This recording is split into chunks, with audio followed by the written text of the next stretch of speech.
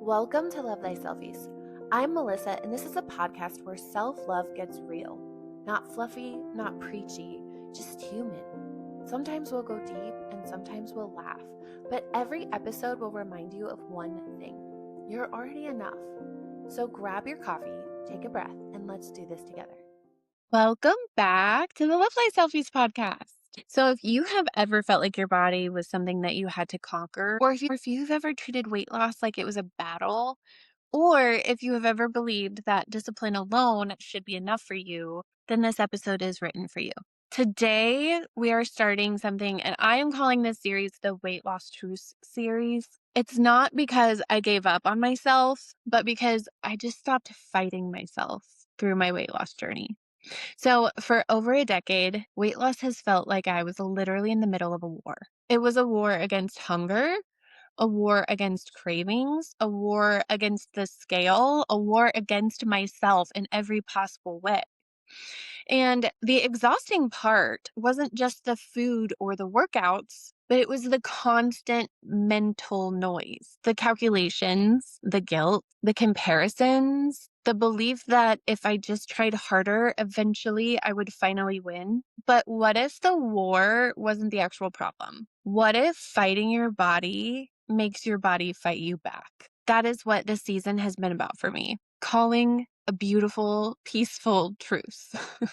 So, I want to tell you my story. For the past 20 years, I have tried every single thing I possibly can to lose weight and consistently keep it off. Every diet that came out, I did it all. I lived paleo for like 3 years straight, and I didn't eat processed sugar. I didn't eat carbs. There have been literally years where I have not eaten bread or processed grains.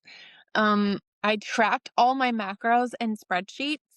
I had apps downloaded, and I was literally entering every tiny bit of food into MyFitnessPal. I purchased so many programs. I did all of these crazy workouts before I ate in the morning, before sunrise. I would get up at 5 a.m. I reduced all my carbs. I increased all my protein until I was eating so much I felt sick. I cut sugar out for so long. And from the outside, I may have looked super disciplined and probably a little bit crazy. And from the inside, I was just completely burnt out and exhausted and unhappy. And because I live with PCOS, I was also extremely confused at the results.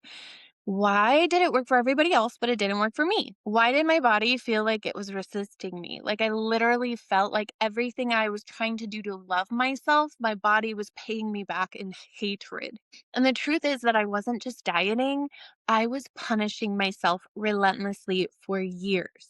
Every plateau I hit felt like it was proof that I just wasn't enough or that I was doing something wrong. Every fluctuation felt like a complete failure.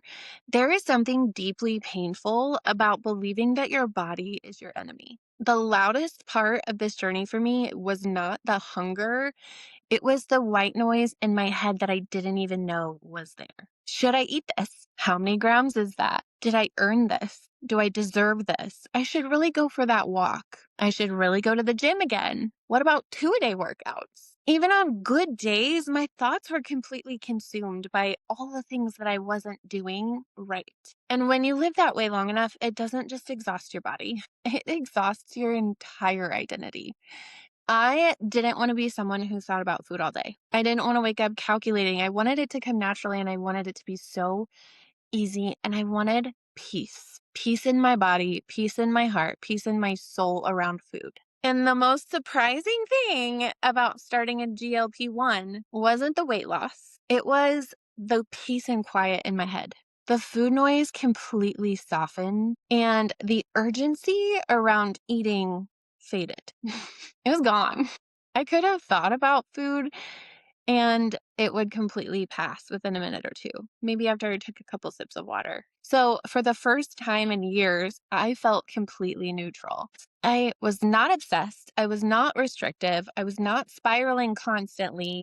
I was neutral. And that neutrality, it felt like safety immediately to me.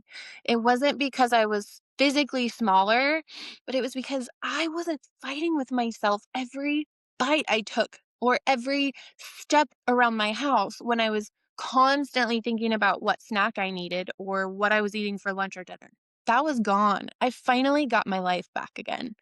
So here's what I understand now that I did not understand then. PCOS often comes with insulin resistance. I know if you have PCOS, you have heard that before. Insulin resistance basically means that your body doesn't process glucose efficiently. Elevated insulin makes fat storage easier and fat burning so much harder. When you add chronic stress and elevated cortisol to the mix, your body will hold on to everything even tighter. And I was trying to solve a hormonal issue with self discipline, but discipline cannot override dysregulation.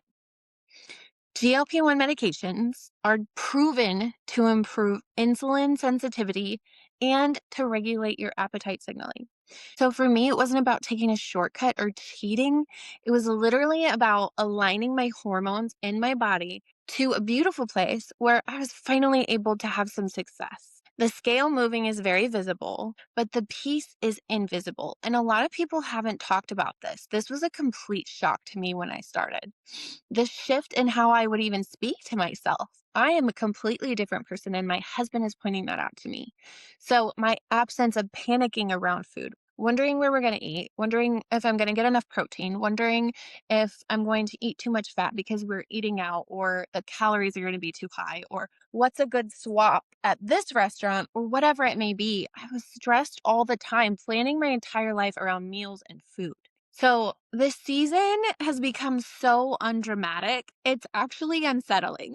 Like, I've had to take a step back and be like, wow, my whole world revolved around food. And I'm so grateful that it doesn't anymore because I feel like I got my life back. And it's beautiful. I feel so steady and sustained. So here's what I'm releasing through this process. I am releasing the belief that suffering equals worthiness. The idea that natural automatically means superiority. And the shame around needing support, because we all do. We're biologically built to be herd animals. We need each other. And the obsession with daily numbers, that was something I struggled so much with. What was my calorie intake for the day? What was my protein goal for the day? Did I get to carb load because I had worked out today? Those things weighed on me so heavily. And one of the best gifts I'm giving myself by taking a GLP-1 is I am not outsourcing my health. I am partnering with it. And that is the real truth here. So, if this episode resonated, I wrote about this in depth in my blog. I have 4 different episodes this week. Number 1, why doing everything right still didn't work. That one's about PCOS and insulin resistance. I really dive deep into the science behind that. The second one is about food noise. And I also talked about more in depth about the war and how it felt when I felt the silence and the peace. And then the other one that I did was about GLP-1s and plateauing. And that was basically taken from the conversation I had personally with my PCP. My doctor who got on the phone with me, she answered questions for 30 minutes, everything that I was terrified of with starting this GLP-1 because I waited for 2 years. I did my own research. I was freaking out. And the one thing that got me to finally move on this decision and making this choice for me was when my sister-in-law, who just beat breast cancer, I'm so grateful that she is such a beautiful part of our lives and that we get to keep her around for such a long, beautiful time. She mentioned to me that her oncology team was talking to her about possibly being a good candidate for a GLP-1. And my biggest fear about taking GLP-1s was the possibility of getting cancer. So as soon as I heard that her cancer team is doing a bunch of research on how this is actually helping to cure cancer, I immediately called my doctor. And I was like, what can this do for me? So that blog post is all about her answers, all about how to avoid plateauing, all about how to take care of yourself and make sure that you are checking every box that your body needs. You are still getting the nutrition you need. And I also have in all of those blog posts my top 5 favorite things that I'm loving right now in this season of my life. So if you're interested in that resource, those are there too. I have a GLP-1 starter guide for women who are struggling with PCOS because it is a lonely road. It is so hard when you feel, like I said, like your body is fighting you every step of the way. I have a protein target cheat sheet that, like I said, my doctor gave me lots of tips on, and then a muscle preservation checklist. That is the most important thing when you're on a GLP-1. Don't lose muscle. So that is such a great resource. And I just wanted to say, if you are tired of battling yourself through this journey, if you've tried everything, if you're questioning whether you're allowed to choose support, you are. GLP-1 medication is support for you, for your hormones. This is beautiful stuff that science is bringing to the forefront for us. You are allowed to protect your metabolism. You are allowed to quiet the noise in your head. You are allowed to stop fighting your body. This series is not about shrinking and becoming smaller or whatever. This series is about stability and finding safety in your body again.